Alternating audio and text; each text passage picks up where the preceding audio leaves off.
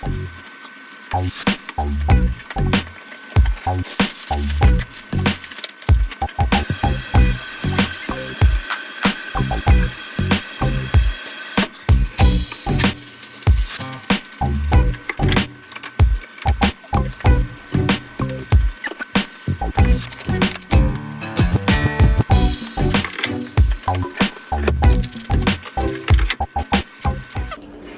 spray alcohol in the air and then you walk through it, so you getting cleansed.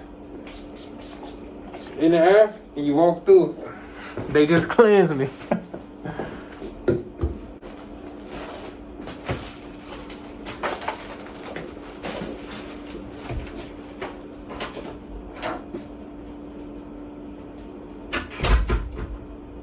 What we represent, man? Big money bound. So let her know, man. Big money bound. The kids, man. We got the kids, man.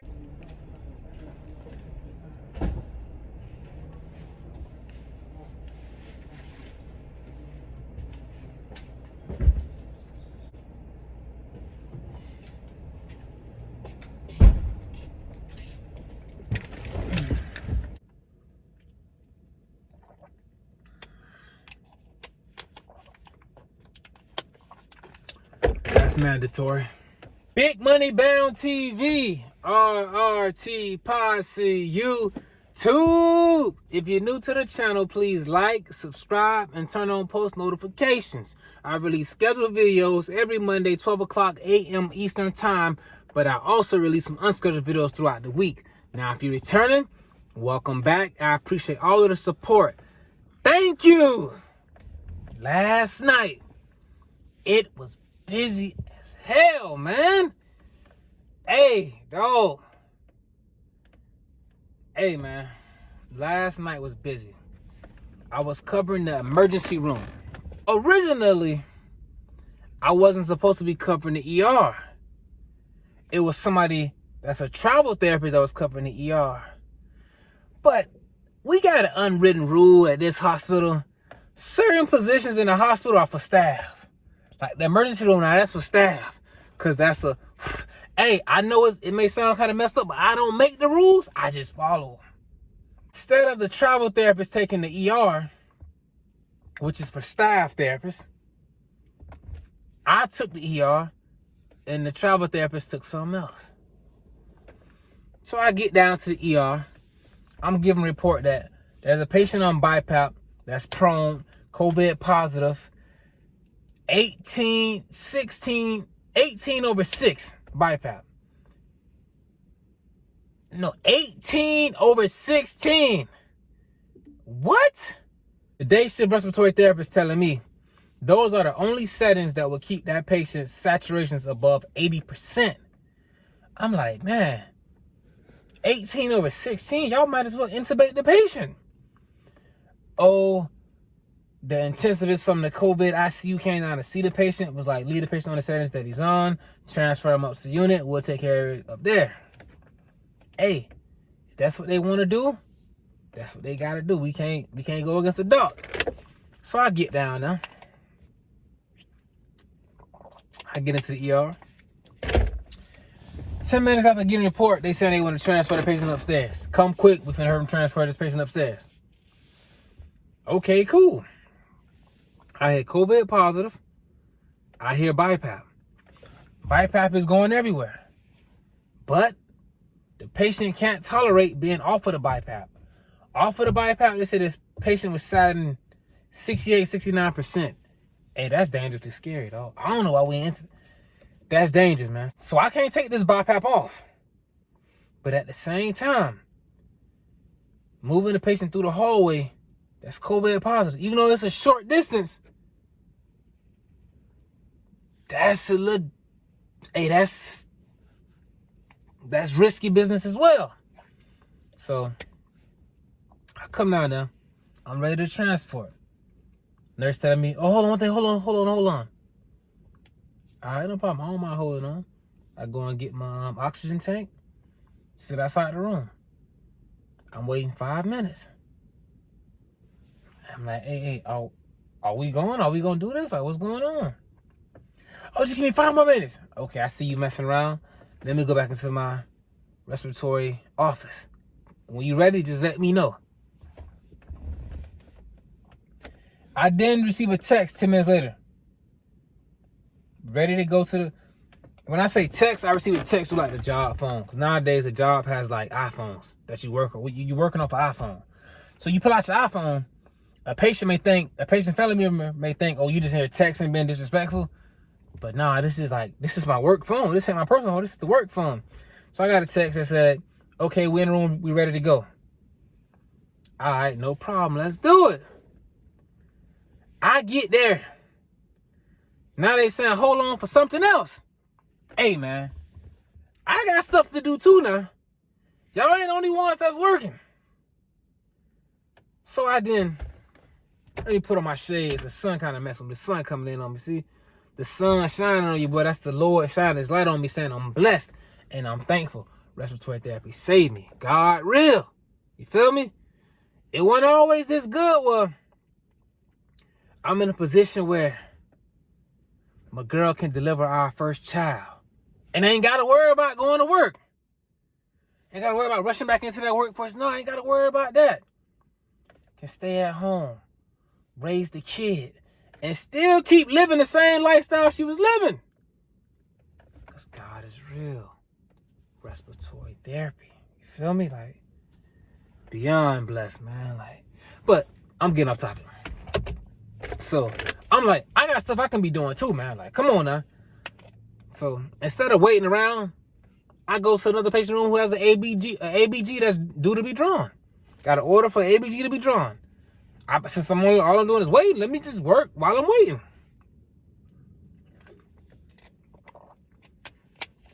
So, as I'm drawing the ABG, I don't miss ABGs. Y'all know I don't miss. I'm drawing the ABG. My phone is ringing off the hook. My work phone is ringing. You messing me up. Then my personal phone go to ringing.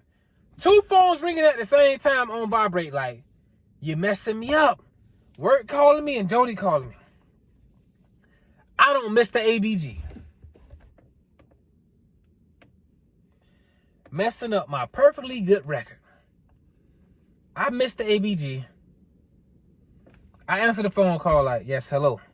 They tell me, we ready to go now. We in the room. All we need is you. I promise you we're ready. I'll be there. Now I got to tell the patient, I missed the ABG. I know that was a painful stick, but I got to come back in here and try this again.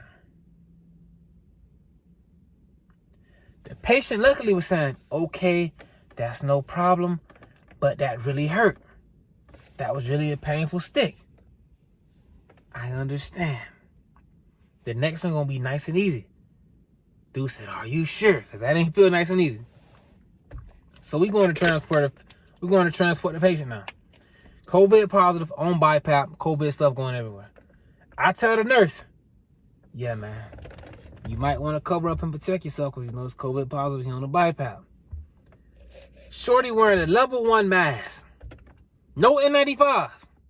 No face shield, no goggles, no gown, no gloves. Transporting the patient. I gave her a heads up and a warning. What more can I do?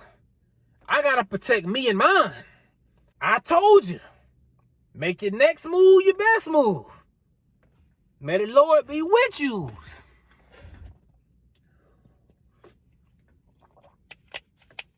So we transfer that patient.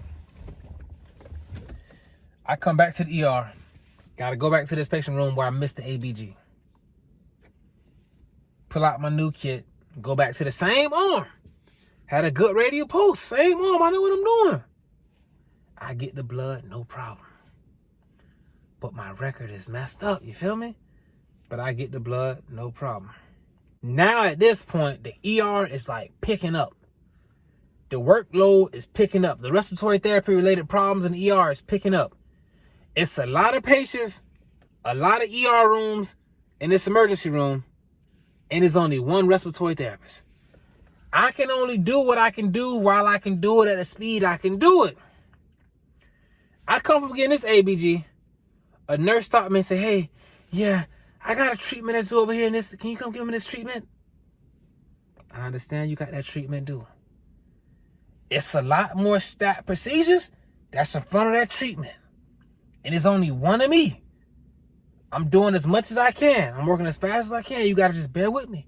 Oh, like when you tend to tell somebody like that, hey, I'm busy too, I'm working too, it ain't just, you're not the only one that has like work to be done. Like, I'm trying to do this for everybody in the ER. It's only one me. They kind of become like more like understanding. That's why I explain myself. She's like, okay, no problem. I understand. Just want to give you a heads up. Hey, I appreciate that, man. In front of that breathing treatment, it's another stat, ABG. I don't miss ABGs. I don't know what it is. Y'all know I don't took this little break. I've been away from work. Been chilling at the house. Well, not chilling. I've been working. But just from home. Been doing my big money bound business type stuff. But I ain't as good at ABGs as I was. Like, I didn't miss it all. Now I'm missing. I go ahead to draw ABG. The patient tells me, I know what an ABG is. I know it's very painful. I'm scared. Ma'am, I understand. You're going to feel a sharp pinch. But once you feel that sharp pinch, that means I'm right where I need to be. Don't move. It's a lot of nerves surrounding that artery. So when you hit it, it make you want to jump back, but don't do that. Because if you jump back, I got to do it again. Okay, I understand. So she said. I go in here, I'm drawing the ABG. I hit the artery, I get a flash. The patient jumps and moves. Like, hey, come, that's dangerous. And I had the blood. I try to do it again. They like, stop pinching me, stop pinching me. Oh, like, ma'am, I'm not pinching you. You're hurting me. What are you doing? Hey, ma'am, I didn't come in here to hurt anybody. I came in here to help. But in order for me to help, I have to draw an ABG. I'm trying to help you. I didn't come to work and clock in and beep. I want to come hurt some people. So don't just be degrading to me and mean like you hurt. I'm trying to help you. I do it again. I get the flash. Ah, she moving. Hey, I didn't get it, man. I'm done because you gonna hurt yourself and you gonna mess around and make me stick myself. And that's something that can't happen, baby. I take safety very seriously. Patient moving and jumping, I can't do it because I'm not trying to stick myself with no needle. Never happened, knock on wood. That never happens. That's a scary situation to be in. So I just said, hey, can't happen. Have a nice day. I went in there and told the doctor, hey, doc, I was trying to get ABG. It was a difficult stick. Not because of the pulse was low, but only because the patient was very, like, moving around and scared and screaming. Doctor like, you want me to hold her down? I'm like, nah, she don't want me back in there. She said she seen me. She don't want me to come back in there. Doctor said, okay, I'll give it a try. Give me an ABG kit.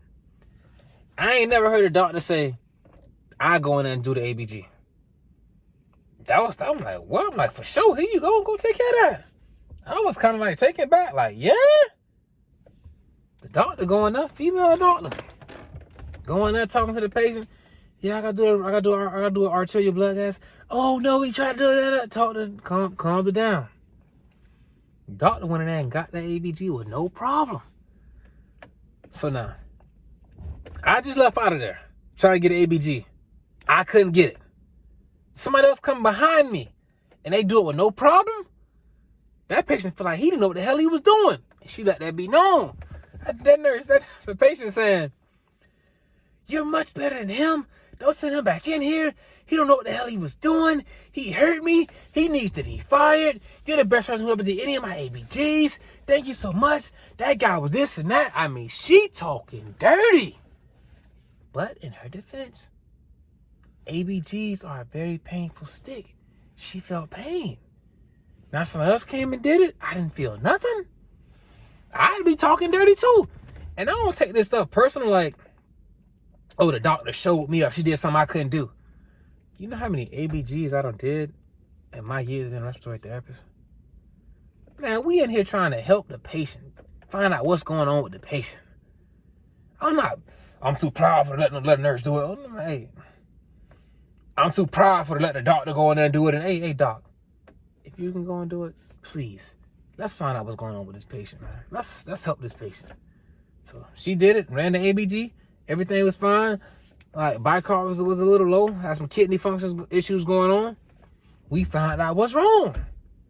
Hey doc, good job. I'm gonna have more ABGs in my future. I had more ABGs due that night. I did it all, like it's no problem. Like sometimes these things happen. She didn't show me up. She helped me. Appreciate you, doc. Now after that situation, a patient that was on BiPAP, still in respiratory distress, turning blue. We gotta intubate this patient. We intubate this patient. I get done intubating this patient. I get a phone call saying, we need a vent in room 49B. What do you mean we need a vent in 49B? Oh, we just got a transfer from a hospital. The patient is on the vent. We need a vent in here as well. Bro, why was I not given a heads up? You know somebody coming in on the vent. That should be a heads up for the respiratory therapist. Oh, they didn't tell us. Hey, man, you gotta ask questions. That's something that gotta be known. But I'm not finna keep going back and forth when somebody need a vent. So I get to the room, put the patient on the vent. As soon as I put that patient on the vent, they tell me overhead call, respiratory therapist needed in a room, patient on BiPAP. Now I gotta go and take another vent. Because ain't no more BiPAPs. I'm using a ventilator in BiPAP mode. I got to take another vent into this patient's room, hook this patient up to the vent to be on BiPAP non-invasively. As I'm doing this, the doctor comes and asks me, did I get an ABG for the patient that we just intubated? How? When? With what time? See? Y'all see my aggression and my emotions coming out, because like this how I was really feeling. Like I just intubated that patient, put this patient on the vent, ran on the hill with a BiPAP. When did I have time to draw blood gas and run it, man? As soon as I got time, the ABG gonna be drawn. An ABG isn't more important than hooking a patient up to a vent or putting a patient on BiPAP that's an emergency situation. That patient was intubated and is on the vent. We good. Yeah, we gotta find out, is it working? Yeah. But we on something. That patient was on nothing. This patient is on nothing. I gotta do what I gotta prioritize this stuff, man. Like, what they call it, man? What they call it, man? Levels of like urgency. I forget what you called it, man. But whatever is most urgent, that's what's at the top of my list, man.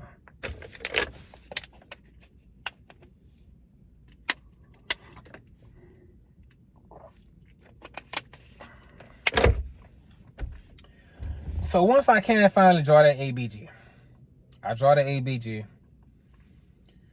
find out that the patient's CO2 is a little bit elevated and the bicarb is extremely low. So we got a mixed respiratory metabolic acidosis. So the doctor tell me, go up on a rate. That's no problem. What about that bicarb? Ain't say nothing about the bicarb. I follow orders, man. I follow orders, dog. Like,